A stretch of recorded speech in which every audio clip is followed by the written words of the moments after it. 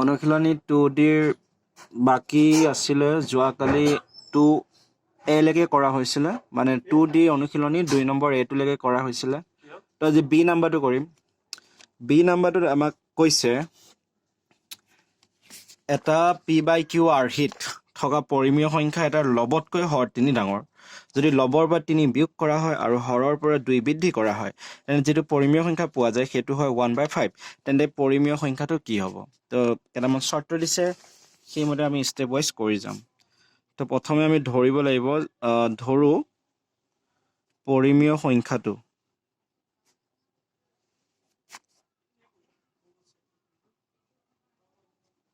ধৰো পৰিমেয় সংখ্যাটো P/Q তো ইয়াত P মানে লব Q মানে হল হৰ কিন্তু লগতে কৈছে যে যেটো হৰ আছে হৰটো লবতকৈ 3 ডাঙৰ লবতকৈ হৰটো 3 ডাঙৰ তাৰ মানে তোমালোকৰ যেটো লব হ'ব সেইটো হৰতকৈ কিমান আহিব 3 ডাঙৰ লবতকৈ হৰ 3 ডাঙৰ তাৰ মানে হৰটো হল Q তো লবতকৈ কিমান ডাঙৰ 3 ডাঙৰ P+3 তো এটো দিয়া আছে প্ৰশ্নটোতে কৈছে যে পৰিমেয় সংখ্যাটোৰ যেটো হৰ সেই হৰটো লবতকৈ 3 ডাঙৰ হয় তো এতেকে আমি যেটো পৰিমেয় সংখ্যা ধৰিছিলো তো সেই পৰিমেয় সংখ্যাটো আমাৰ কেনেকুৱা হৈ যাব তো এতেকে পৰিমেয় সংখ্যাটো হ'ব আমাৰ P টো ওপৰত থাকিব সেম যেটো লব আছিলে কিন্তু হৰটো আমাৰ সলনি হৈ যাব কাৰণ হৰটো প্ৰশ্নতে কৈছে যে Q = P+3 তাৰ মানে Q ঠাইত আমি P+3 বহাব পাৰিম হৈছে তাৰ পিছত আহিব প্ৰশ্নমতে যি আমাক কৰিব দিছে তো এতেকে প্ৰশ্নমতে এটো যেটো আমি পৰিমেয় সংখ্যা পালো P/P+3 তো ইয়াত কৈছে যে লবৰ পৰা 3 বিয়োগ কৰিব দিছে P পৰা 3 বিয়োগ আৰু হৰটোৰ পৰা 2 বৃদ্ধি কৰিব দিছে তেতিয়া হলে আমাৰ যেটো পৰিমেয় সংখ্যা হয় এটো কাৰ সমান হৈ যায় 1/5 তো এটা উলিয়াব লাগে এটো কি হ'ব মানে এবাৰ যদি আমি P মানটো উলিয়াও তে P/Q টো পাই যাম তো সেটোই হ'ব আমাৰ বাবে উত্তৰ তো P-3 তলত আছে P 3 2 কিমান আহিব 5 তো এটো হৈ আছে 1/5 তো এটা আমি বৰ্জপূৰণ কৰিম 5 টো ওপৰৰ P-3 টো লগত তো বৰ্জপূৰণ কৰিলে 5 হোল into P-3 equal to 1 whole into P+5 তো এতেকে এটো ব্ৰেকেটটো যেটা অতৰাৰিম 5P 5 3 গুণ 15 আৰু 1P পূৰণ হৈ যাব ইফালে থাকিব 5 হল এতিয়া আমি P কিটা বাওঁফালে লৈ আহিম নাম্বাৰ কিটা আমি সোঁফালে লৈ যাম তো 5P P টো ইফালে আহিলে -P 5 + 15 তো 5 + 15 হ'ব 20 5P পৰা P গলে থাকিব 4P তো এতেকে P = 20 divided by 4 = 5 তো P টো পালো আমি 5 কিন্তু আমি পৰিমেয় সংখ্যাটো কবৰ কাৰণে P টোৰ লগত আমাক Q টো দৰকাৰ হ'ব আৰু অলপ আগতে আমি ধৰি লৈছিলো Q = P+3 ধৰিছিলো মানে প্ৰশ্নতে কৈছিল তো P টো পালো 5 তো এতেকে Q = হ'ব P+3 অৰ্থাৎ 5+3 সমান কিমান আহিব Q টো 8 তো P টো পালো 5 Q টো পালো 8 তো এতেকে পৰিমেয় সংখ্যাটো P পালো আমি 5 গতিকে 5/8 তো এনসাৰ মিলা চাব এনসাৰও এটোৱে আছে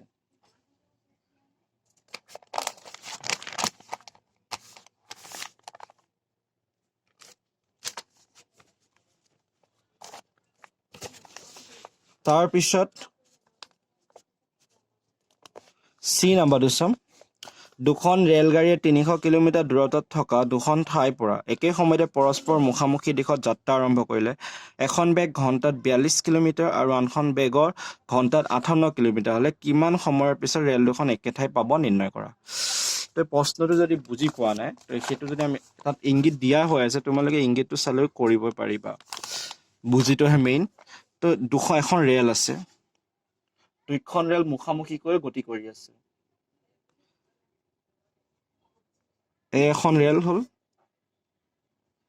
B এখন ৰেল হল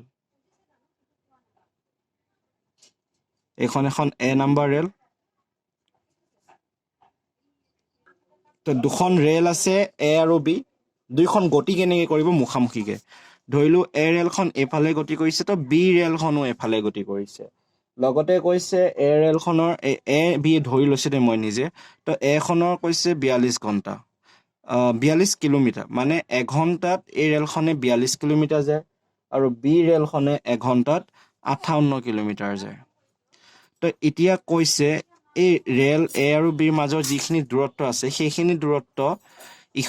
কমপ্লিট কৰিবৰ কাৰণে দুইখন ৰেলৱে কিমান সময় লাগিব আৰু কৈছে যে এ আৰু বিৰ মাজৰ যিখিনি দূৰত্ব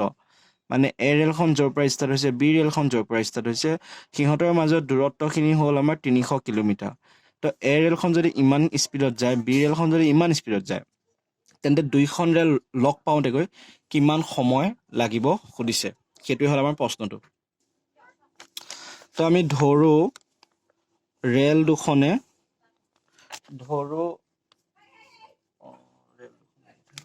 ধৰো ৰেল দুখনে একে ঠাই পাব ধৰো ৰেল দুখনে একে ঠাই পাব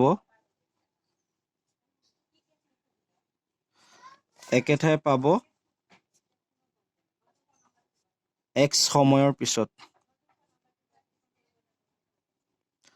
ধৰিলো দুইখন ৰেল x সময়ৰ পিছত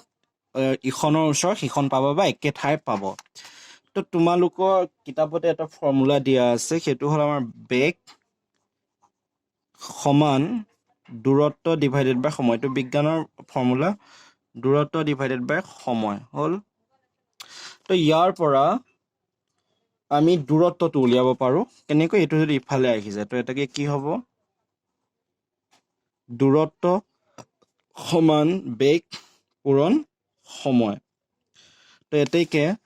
এইটো হ'ল তোমালোকৰ ফৰ্মুলা এইটোৰ পৰা ইউজ কৰিম তো এইটো লিখিলেও লিখিবা লিখিলে ভাল নিলিখিলেও একো নহয় বাৰু তো প্ৰশ্ন মতে তো প্ৰথম যিখন ৰেল আছে সেই ৰেলখন বেগ কিমান আছিল 42 কিলোমিটাৰ আৰু যাওঁতে সময় কিমান ধৰিছোঁ আমি এক্স হ'ল ধৰিলোঁ প্ৰথম ৰেলখনে ইমান দূৰত্ব যায় আৰু দ্বিতীয় যিখন ৰেল আছে সেইখনে ঘণ্টাত যায় 58 কিলোমিটাৰ আৰু আমি ধৰি লৈছোঁ যে টোটেল সময় কিমান লৈছে এক্স লৈছে হ'ল এতিয়া সেই ৰেল দুখনৰ মাজত দূৰত্ব কিমান আছিলে 300 কিলোমিটাৰ তো দুইখনে যেতিয়া একেলগে ইটোৱে সিটোৰ মুখামুখিকৈ গতি কৰিব আৰু সেই দূৰত্বখিনি কমপ্লিট কৰিবৰ কাৰণে দুইখন ৰেলক মুঠ যিমান টাইম লাগিব সেইটো আমি কৰিবৰ কাৰণে এনেকৈ যোগ কৰি দিব লাগিব তোমালোকৰ কিতাপতো দিয়া আছে চাই ল'ব পাৰা অলপ নিজে আইডিয়া কৰিলে বুজি পাবা কাৰণ এইবোৰ নিজৰ আইডিয়াত যদি নাহে এনেকুৱা অংকবোৰ তো বুজাবলৈ অকণমান অসুবিধা হয় তো গোটেইকেইটা যদি আমি যোগ কৰি দিওঁ যোগ কৰিলে আমাৰ এনচাৰ আহিব 100x তো ইফালে আছে আমাৰ 300 তো এতেকে x ইকুৱেল টু হ'ব আমাৰ 300 ডিভাইডেড বাই 100 সমান 3 অৰ্থাৎ 3 ঘণ্টা লাগিব হ'ল আৰু যদি কিবা ডাউট থাকে 3টো তোমালোকে যদি ইয়াত বহাই চোৱা এক্সৰ ঠাইত চাবা এই দুটা যোগ কৰি চাবা লাষ্টত 300 আহিব তাৰমানে ৰেল দুখনে যদি 3 ঘণ্টা প্ৰথম ৰেলখন যদি 42 কিলোমিটাৰকৈ 3 ঘণ্টা যায় পাছৰ ৰেলখনে যদি 3 ঘণ্টাকৈ 58 কিলোমিটাৰকৈ 3 ঘণ্টা যায় তেতিয়াহ'লে সিহঁতে 300 কিলোমিটাৰ যাব পাৰিব তাৰপিছত আহিলে আমাৰ ডি নাম্বাৰ কুৱেশ্যনটো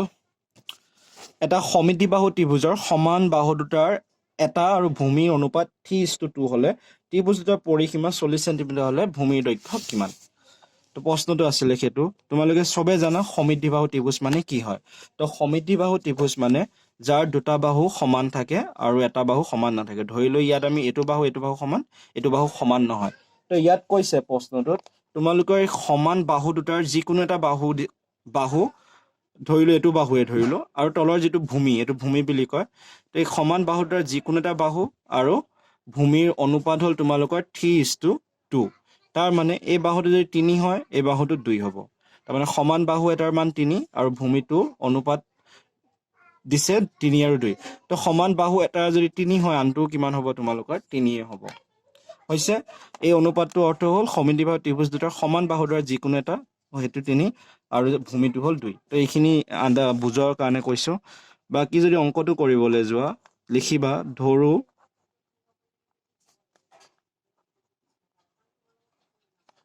সমান বাহু দুটা 3x আৰু 3x আৰু ভূমি হ'ল 2x তো তোমালোকৰ যদি পৰিসীমা ফৰ্মুলা মনত আছে পৰিসীমা হৈছে কোনো এটা বস্তু যিমানখিনি এই বাহুবোৰৰ দৈৰ্ঘ্য মুঠ দৈৰ্ঘ্যটোকে কোৱা হয় তো এইটো আৰু এই গোটেই তিনিটা বাহু যোগ কৰিলে যিমান হয় সেইটোৱে হয় আমাৰ পৰিসীমা আৰু ইয়াত আমাক পৰিসীমা দিয়া আছে কিমান 40 তাৰমানে গোটেইকেইটা বাহু যদি যোগ কৰোঁ তেতিয়াহ'লে আমি 40 পাব লাগিব তো এতেকে প্ৰশ্ন মতে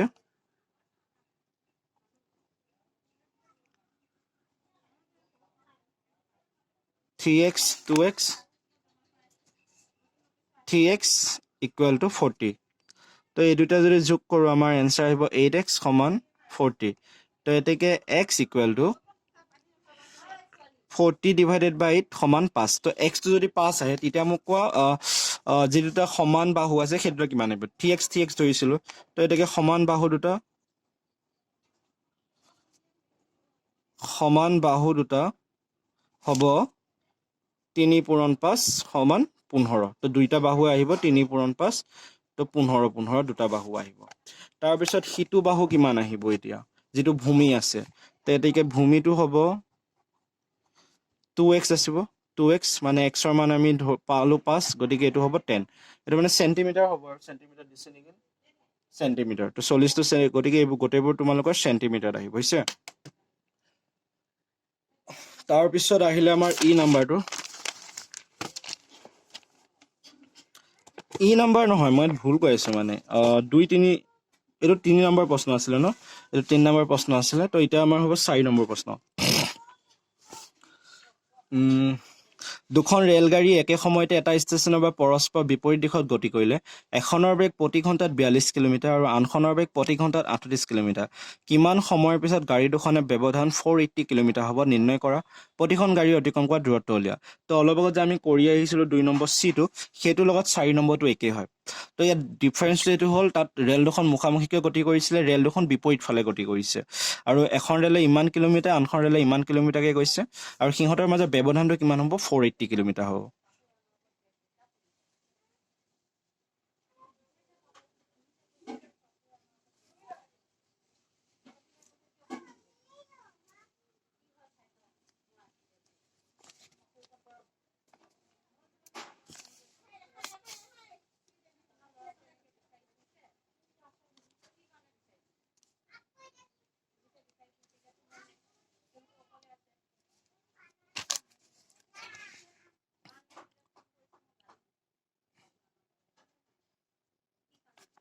ধৰিলো দুখন ৰেল এ আৰু বি দুইখন একে ঠাইতে আছে তো এখন ৰেলগাড়ী গ'ল এইটো দিশত আনখন ৰেলগাড়ী গ'ল এইটো দিশত হৈছে তো এ আৰু বি আমি ৰেলগাড়ী দুখন ধৰি লৈছো তো ধৰিলো মানে দিয়া আছে এ ৰেলগাড়ীখন কিমান গৈছে 42 কিলোমিটাৰ প্ৰতি ঘণ্টাত ইমান স্পীডত গৈছে বি যিখন ৰেলগাড়ী সেইখন গৈছে 38 কিলোমিটাৰ আৰু মনত ৰাখিবা এ আৰু বি মই তোমালোকক বুজাবৰ সুবিধাৰ কাৰণে ধৰি লৈছো কিতাপত দিয়া নাই এতিয়া কৈছে যে অকমান সময় পিছত বা অলপমান সময় পিছত এ ৰেলগাড়ীখন এটা স্থান পাইগৈ আৰু বি ৰেলগাড়ীখন এটা স্থান পাইগৈ যেটো বিপৰীত দিশত গৈ আছে তো সিহঁতে এনেকুৱা অলপ দূৰত্বত বেলেগ দিশত থাকিব এতিয়া কৈছে অলপ সময় পিছত যেতিয়া সিহঁতে অতিক্ৰম কৰিব দূৰত্ব অতিক্ৰম কৰাৰ পিছত এ বেলেগ এটা ঠাই পায় বি বেলেগ এটা ঠাই পায় কিন্তু এ আৰু বিৰ মাজৰ যিখিনি দূৰত্ব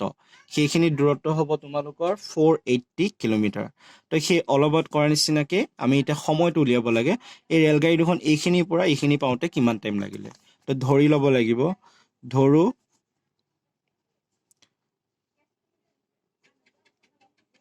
সময় হ'ল x মই বেছি লিখি থকা নাই আগতো লিখি আহিছো গতিকে সিম্পলকে সময় বুলি লিখিছো সময় x তো এটাকে প্ৰশ্নমতে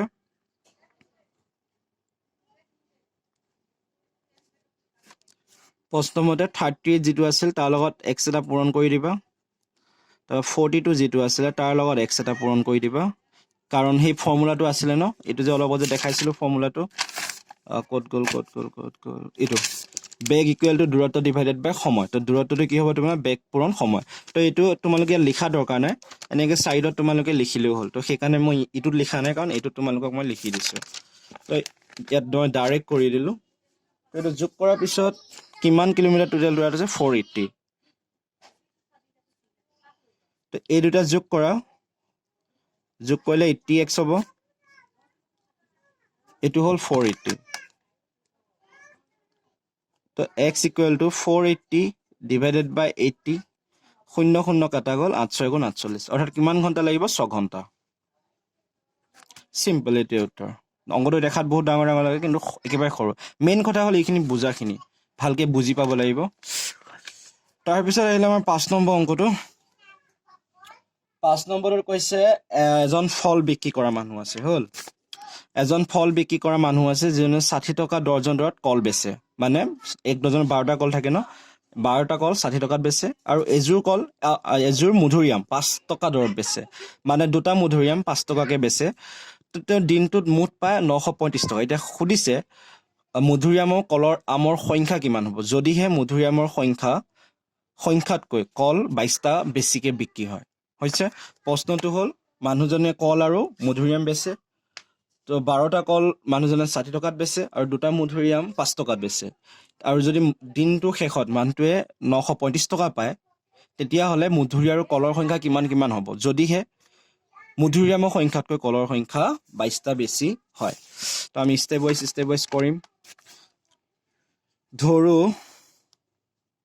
ধৰু মানে কি আৰু ধৰু নহয় দিয়া আছে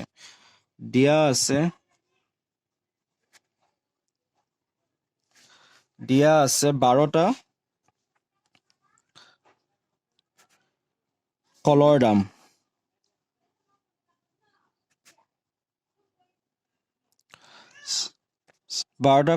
60 টকা তো এটা কলৰ দাম কিমান হ'ব কলৰ দাম হ'ব 60 ডিভাইডেড বাই 12 সমান 5 টকা তো এটা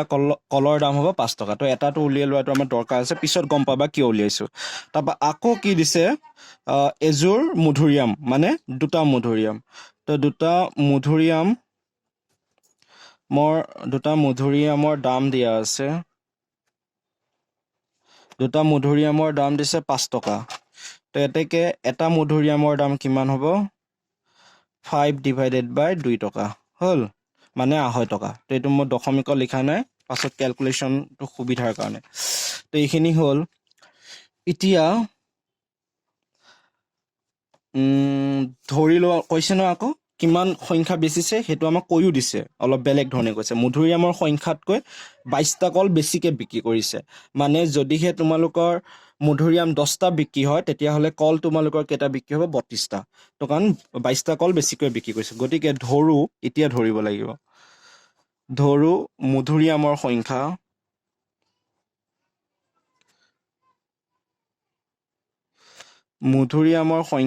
x হ'ল তো এতেকে কলৰ সংখ্যা কিমান হ'ব 22টা বেছি হ'ব ন তো কলৰ সংখ্যা যদি মধুৰিআম xটা বেচে তো কলৰ সংখ্যা কল কেইটা বেচিব x যোগ 22টা কল বেচিব হৈছে এতিয়া প্ৰশ্নমতে হ'ব কি কাৰণ মানুহজনে মুঠতে কিমান টকা পায় দিনটোৰ শেষত 935 টকা পায় তো যদিহে মানুহজনে এক্সট্ৰা মধুৰিআম বেচে আৰু যদিহে এটা মধুৰিআমৰ দাম 5 ডিভাইডেড বাই 2 হয় তেতিয়াহ'লে এক্সট্ৰাৰ দাম কিমান হ'ব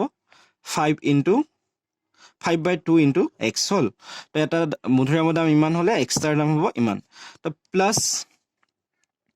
কি হ'ব এটা কলৰ দাম যদি 5 টকা হয় তেতিয়া 22টা এটা কলৰ দাম যদি 5 টকা হয় তেতিয়াহ'লে x + 22টা কলমহে আহি আছে কল তো x + 22টা কলৰ দাম কিমান হ'ব 5 হোল ইনটু x + 22 আৰু এই গোটেইখিনি বিক্ৰী কৰি মানুহজনে শেষত পায় 935 টকা হ'ল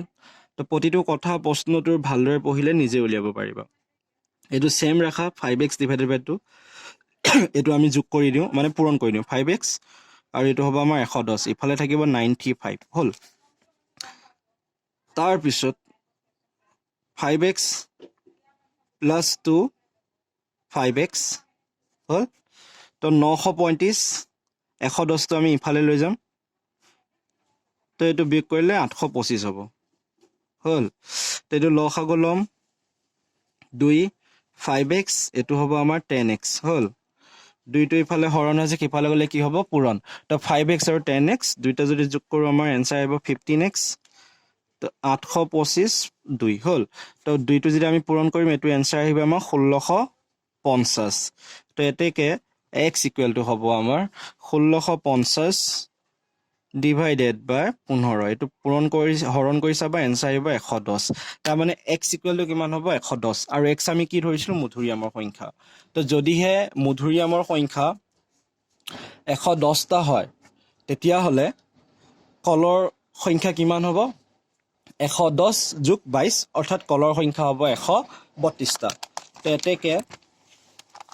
এতেকে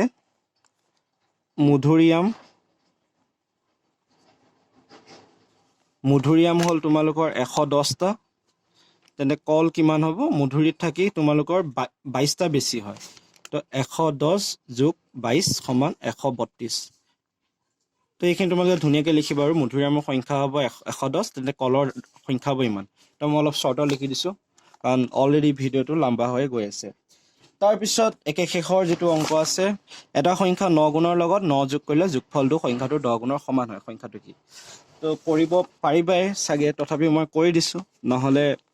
কিছুমানে তাকেই কমেণ্ট কৰি থাকে তো সলিউশ্যন হ'ল ধৰো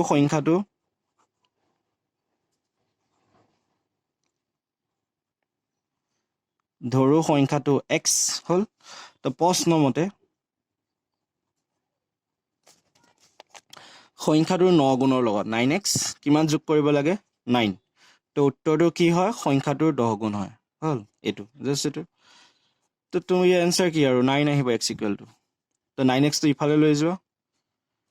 তো 10x minus 9x তো x ইকুৱেল টু তোমালোকৰ হ'ব 9 তো সংখ্যাটো হ'ব তোমালোকৰ 9 তো উত্তৰটো চাই দিছো 2D ইয়া 9 হৈছে দেখিছ ঠিক আছে তো 4 নম্বৰটোত আমাক আৰু কিবা উলিয়াব দিছিল নেকি প্ৰতিখন গাড়ী তো 4 নম্বৰটোত আমাক আৰু এটা উলিয়াব আছে প্ৰতিখন গাড়ী অতিক্ৰম কৰা দূৰত্বটো উলিয়াব দিছিলে তো 6 ঘণ্টাটো যে ওলাইছিলে তো 6 ঘণ্টাটোৰ লগতে কি কৰিব তো প্ৰথম গাড়ীখনে দূৰত্ব কিমান অতিক্ৰম কৰিব 6টো ইয়াৰ লগত পূৰণ কৰি দিবা 38ৰ লগত 6টো পূৰণ কৰি দিবা প্ৰথমটো ওলাই যাব তাৰপিছত 42x2ৰ লগত এইটো এনেকৈ পূৰণ কৰি দিবা তো ইয়াত তোমালোকৰ ছেকেণ্ড গাড়ীখনৰ দূৰত্বটো ওলাই যাব পাৰিবা কৰিবা